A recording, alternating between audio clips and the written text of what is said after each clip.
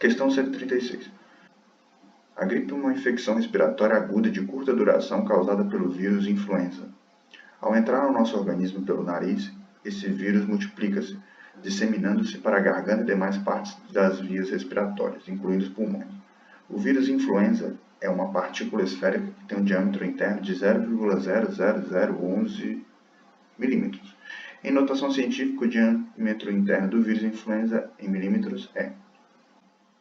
Aqui, para transformar em notação científica, basta você deslocar a vírgula uma casa à frente da unidade, contar quantas casas você percorreu, são 4, então fica 1,1 vezes 10 a menos 4 milímetros. 10 a menos 4, porque isso é 0 à esquerda. Então eu entendi. Questão 137. Em um jogo online, cada jogador procura subir de nível e aumentar sua experiência, que são dois parâmetros importantes no jogo, dos quais dependem as forças de defesa e do ataque do participante. A força de defesa de cada jogador é diretamente proporcional ao seu nível e ao quadrado de sua experiência. Então você tem isso. A defesa do jogador é diretamente proporcional ao seu nível, que eu chamei de N, e é diretamente proporcional ao quadrado da experiência, que eu chamei de M. Para você transformar isso numa igualdade, você coloca uma constante de proporcionalidade, que eu chamei de C. Aí ele continua. Enquanto sua força de ataque é diretamente proporcional à sua experiência e ao quadrado do seu nível. Ou seja, ataque é diretamente proporcional ao quadrado do nível e diretamente proporcional à experiência. Colocando uma outra constante de proporcionalidade, que eu chamei de K, você tem uma relação para o ataque. Aí continuando o texto. Nenhum jogador sabe o nível ou a experiência dos demais. Os jogadores iniciam o jogo no nível 1 com experiência 1 e possuem força de ataque 2 de defesa 1. Ou seja, inicialmente você vai ter no nível 1, você vai ter uma defesa 1. Então, substituindo defesa igual a 1, substituindo o nível 1 e experiência também 1, que é o que você começa, você encontra a constante de proporcionalidade, que é igual a 1. E para o ataque, você sabe que ele é 2. Então, inicialmente, nível 1, experiência 1, ataque 2, você encontra também a outra constante de proporcionalidade, que vai dar 2. Ou seja, você tem aqui a relação. Para a defesa vai ser N ao quadrado, para o ataque vai ser 2 vezes N ao quadrado E. Substituindo as constantes lá em cima. Nesse jogo, cada participante se movimenta em uma cidade em busca de tesouros para aumentar sua experiência. Quando dois deles se encontram, um deles pode desafiar o outro para um confronto, sendo o desafiante considerado o atacante. Compare-se então a força de ataque do desafiante com a força de defesa do desafiado e vence o confronto aquele cuja força for maior. O vencedor do desafio aumenta seu nível em 1 unidade. Caso haja empate no confronto, os jogadores aumentam seus níveis em 1 unidade. Durante o jogo, o jogador J1 de nível 4, experiência 5, irá atacar o jogador J2, ou seja, se ele irá atacar, você tem, quando ele diz que o desafiante você considera o ataque, então você calcula o ataque do J1, 2 vezes 4 ao quadrado vezes 5 dá 160, ele tem nível 4, experiência 5, gostei na relação que a gente achou acima, a 160. E ele ataca o J2 de nível 2, experiência 6. Então a gente tem que olhar a defesa do J2. Então a defesa é 1 vezes 2 vezes 6 ao quadrado, 72. Obviamente o J1 vai vencer. Né? O jogador J1 venceu esse confronto porque a diferença entre a sua força de ataque e a força de defesa do seu oponente era. Então, só basta subtrair. Vai dar 88, que é o nível. 8 incorreto é o B. Questão 138.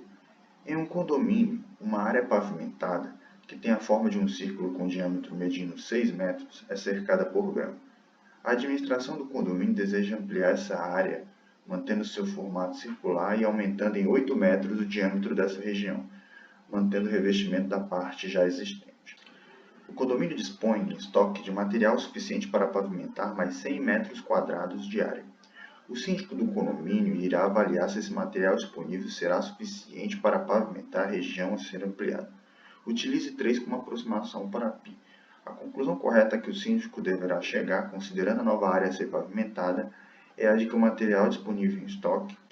Então, a área que já é pavimentada do condomínio tem diâmetro 6 metros. Né? Se a gente calcular a área, usando a forma πr ao quadrado, a gente tem que, se o diâmetro é 6 metros, o raio vai ser 3 metros. Né? Então, você consegue calcular a área π vezes 3 ao quadrado. Ele disse que para usar π igual a 3, então você acha 27 metros quadrados. Ele quer aumentar a área pavimentada para uma área circular cujo diâmetro tenha mais 8 metros além dos 6, ou seja, 14 metros de diâmetro. Ou seja, se a gente calcular essa área, essa nova área, a gente usa o raio, que é 7 metros, né? Você tem um diâmetro de 14, o raio vai ser 7. E para calcular a área 2, você usa também π ao quadrado e encontra 147 metros quadrados. S2 menos S1. Está errada a grafia, mas S2 menos S1, 147 menos 27, que é igual a 120 metros quadrados. A resposta correta, o item E.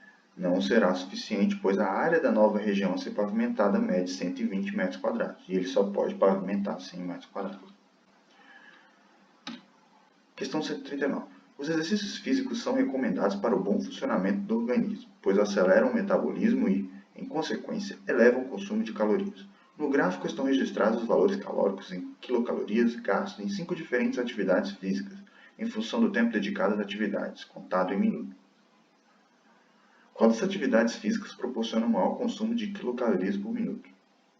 Basicamente, você vai pegar esse ponto, os pontos que tem aí, e ele está dando o quilocaloria que você vai gastar e o quanto de minutos leva aquela atividade. Então, basta você dividir um valor pelo outro. De cara, você exclui o 1 e o 5, né? Porque o 1 é uma atividade onde você vai perder muito pouca caloria, muito pouco quilocaloria. E o 5, você vai gastar bastante caloria, até 80, mas você vai gastar muito tempo. Né? Outro que você pode também excluir é o 4. Porque se você olhar para o 2 ele gasta a mesma quantidade de calorias fazendo essa atividade em um tempo muito menor, que é 15 minutos. Então, as duas opções que proporcionam maior consumo de quilocalorias por minuto é o 2 e o 3. Então, a gente vai só comparar o 2 e o 3. O 2, você simplesmente pega os 100 quilocalorias, divide por 15, dá 6,7 quilocalorias por minuto aproximadamente. O 3, você pega 120, divide para 20, dá 6 quilocalorias por minuto aproximadamente. Então, a atividade que vai proporcionar maior consumo de quilocalorias por minuto é a atividade 2. Portanto, o item correto é o B. Questão 140. Um professor aplica, durante os 5 dias úteis de uma semana, testes com 4 questões de múltipla escolha a 5 alunos. Os resultados foram representados na matriz. Nessa matriz, os elementos das linhas de 1 a 5 representam as quantidades de questões acertadas pelos alunos Ana, Bruno, Carlos, Denis e Érica, respectivamente, enquanto que as colunas de 1 a 5 indicam os dias da semana de segunda a sexta-feira, respectivamente, em que os testes foram aplicados. O teste que apresentou maior quantidade de acertos foi o aplicado na... Ou seja, as linhas são as pessoas, Ana, Bruno, Carlos, Denis e Érica, e as colunas são os dias da semana, sendo que a primeira coluna segunda coluna terça, terceira coluna quarta, quarta coluna quinta, quinta coluna sexta. Para saber qual teste que apresentou maior quantidade de acertos, como cada teste foi aplicado em um dia da semana, basta você somar os elementos das colunas e comparar. Se eu quiser saber o de segunda-feira, por exemplo, é só somar os elementos da primeira coluna. E aí você pode fazer isso para cada coluna e ver qual é o maior. Então, o número de acertos de um teste é igual à soma dos elementos da coluna. Então, você pode olhar, segunda vão ser 11, terça-feira 10, quarta-feira 10, quinta-feira 10, sexta também 10. Ou seja, o dia que apresentou maior quantidade de acertos foi o do teste aplicado na segunda-feira. Item A. 141. Um ciclista quer montar um sistema de marchas usando 2 discos dentados na parte traseira de sua bicicleta, chamados catracas. A coroa é o disco dentado que é movimentado pelos pedais da bicicleta, sendo que a corrente transmite esse movimento às catracas, que ficam posicionadas na roda traseira da bicicleta. As diferentes marchas ficam definidas pelos diferentes diâmetros das catracas, que são medidos conforme indicação na figura. O ciclista já dispõe de uma catraca com 7 cm de diâmetro e pretende incluir uma segunda catraca, de modo que, à medida em que a corrente passa por ela, a bicicleta avança 50% a mais do que avançaria se a corrente passasse pela primeira catraca, a cada volta completa dos pedais. O valor mais próximo da medida do diâmetro da segunda catraca em centímetro e com uma casa decimal é. Então, a gente só precisa entender como é que funciona a bicicleta. Ele fala que o sistema de marchas se encontra na parte traseira. Então, aqui, considerando a ilustração, imaginando que essa correia fosse a ideal, né, para representar. Então, o sistema de catracas é o seguinte: você tem o disco à direita, onde você está pedalando, e a cada volta que você dá no disco da direita, você vai dar um número de voltas no disco da esquerda. E a catraca da esquerda é acoplada com os pneus. Ou seja, se eu dou uma volta na catraca da esquerda, você vai dar uma volta no pneu. Agora, se eu quero avançar mais com a bicicleta, eu preciso que a minha catraca da esquerda dê mais voltas de pneu. Dê mais voltas de pneu enquanto eu estou dando uma volta lá na direita. E o que eu preciso fazer? Diminuir o diâmetro da catraca da esquerda, que é justamente o sistema de marchas.